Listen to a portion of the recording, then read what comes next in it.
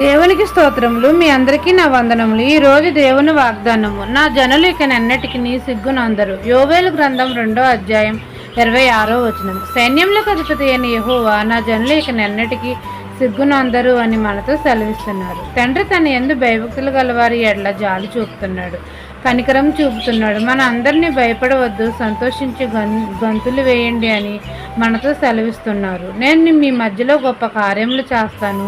అన్ని జనులలో మిమ్మల్ని అందరినీ అవమానాస్పదంగా చేయక మనమందరము తిని తృప్తి పొందినంతగా మన కొట్లలో ధాన్యం నింపుతానని మన ప్రభువు మనతో సెలవిస్తున్నారు. కొత్త ద్రాక్షారసమును, కొత్త తైలమును గానుగులకు పైగా పొర్లిపారేటట్లు చేస్తాను అని మన తండ్రి మనతో సెలవిస్తున్నారు. మనం అందరము కడుపారా తిని తృప్తి పొందుతాము. మనల్ని ఇక ఎన్నటికీ సిగ్గుకును అవమానమునకు అప్పచెప్పక ఉంటానని మన దేవుడు మనతో సెలవిస్తున్నారు.